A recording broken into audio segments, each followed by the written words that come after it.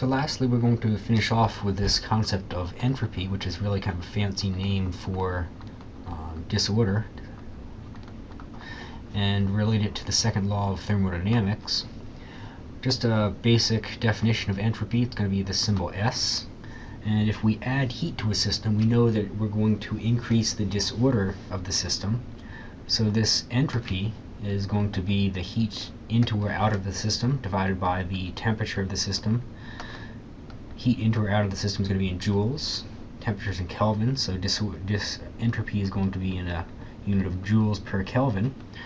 And really, we could add heat into or out of the system, so Q could be positive or negative. Temperature can't be negative, so change in entropy can always be, or can be positive or negative. Now if we consider an isolated system, remember isolated system, sum of Q is going to be equal to 0. That says that the entropy will never decrease. In this case, the entropy is going to be equal to 0. Kind of a double negative, this statement also says that entropy will essentially always increase or be 0. Now I like the statement on this slide a little bit better. We can say again, entropy is just going to be disorder, and second law of thermodynamics says that natural processes tend to move to a state of greater disorder. Thinking about that coffee mug I showed earlier in the chapter, the natural way of things was to go to a greater disorder or a broken coffee mug. It never tend to flow in reverse. Similarly, we could put milk and sugar in a coffee. It's going to be a nice uniform sweet milky coffee, and no amount of stirring will ever get us back to the milk and the sugar kind of sitting outside of the coffee glass. Another example is, a building can be hit by a tornado, get a lot of damage, get a lot of disorder. It's never going to happen in reverse. We're never going to see a tornado approach a pile of rubble and fix a building. Turns out that thermal equilibrium is going to be kind of the same way. The final state is going to have more or the same order or more disorder than kind of the initial approach. And lastly, an example of my daughter with some red and some green food coloring, and there's a little devil get with a spoon. She's mixing them together on the floor. No amount of work that I can do will actually get the yellow back in here, the red back in here, the green, and the blue. Now, you might be saying to yourself, hey, Dr. Rogers, you're saying, order is always going to tend to disorder, but what about the growth of an individual? Say a daughter growing up, or something where we have, just an increase in order of things. Doesn't that violate the second law of thermodynamics? It says order must tend to disorder, and the answer is absolutely not. We as humans are not isolated systems. Energy is going to come into us, we're going to eat, we're going to receive sunlight, we're going to breathe the air, and energy is also going to be leaving us. We're going to be radiating because we have some temperature associated with us. You can kind of think of a hypothetical case where suppose we did isolate a human, I'll just say we never will, and said lock them in a box where there was no food, no sunlight, and no air, then that person would no longer be able to live, and their body would decompose, going into a more disordered state. Interesting thing is this second law of thermodynamics. It says that there are processes that are going to occur. They're not going to be reversible. So that kind of gives us an arrow of time to think about. Some processes, such as a mug falling down, is not going to be reversible. And so movies run backwards are going to look kind of silly to us, because now we have a definition of time. Some processes are naturally going to occur in a certain direction. Now, you might say to yourself, well, okay, isolated systems, let's talk about the universe as a whole. That must be an isolated system. Therefore, order is going to tend to disorder, and we will experience a very cool looking title called a heat death. And that is actually kind of true. If you think about, if I were to stack up a bunch of blocks here and say that, here I have some energy available to this guy, and to that one, and so on and so forth.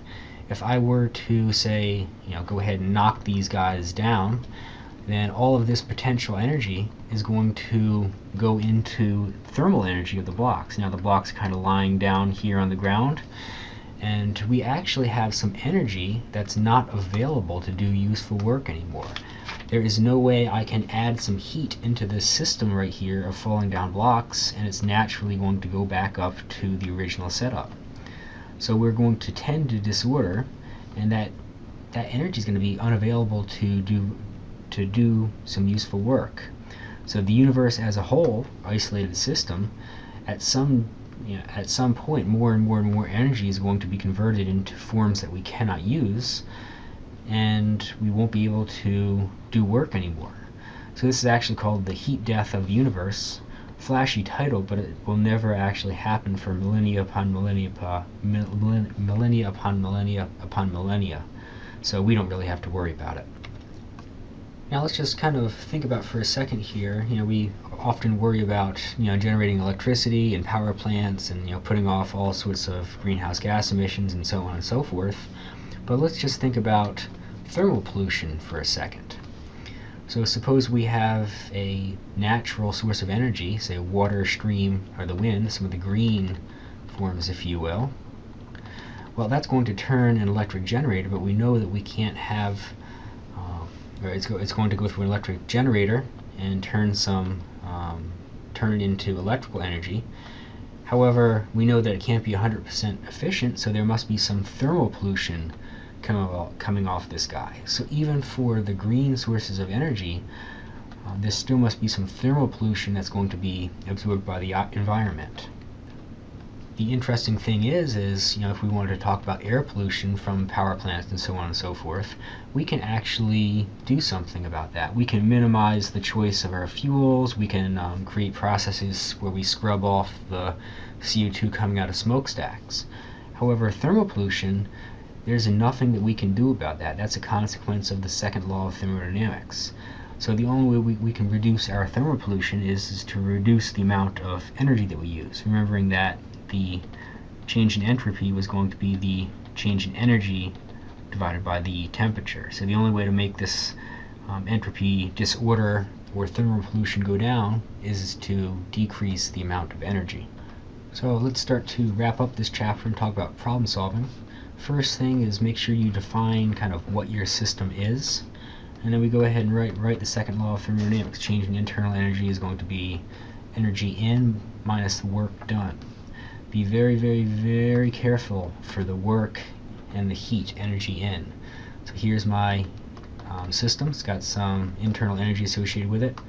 This Q is going to be the Q into the system. That's going to be a positive Q. If I had some heat leaving the system, then that's going to be a negative heat. This work is going to be the work leaving the system. So work leaving the system is going to be positive. If I were to say do work to the system, then the work I do to the system is actually going to be a negative number. Much like with calorimetry, be very careful of the units and don't change them up throughout the equation. And always, always, always make sure that we have our temperature in Kelvin. Efficiencies, if you go ahead and calculate your efficiency, it must always be less than 1. We can't have temperatures of absolute 0. Similar coefficients of performance must also be larger than 1. And entropy is going to increase when we add heat and decrease when heat is removed. And for an isolated system, this entropy is always, always, always going to be larger than 0 for isolated systems. And as usual, I'll page through the summary slides and let you take any notes that you may want.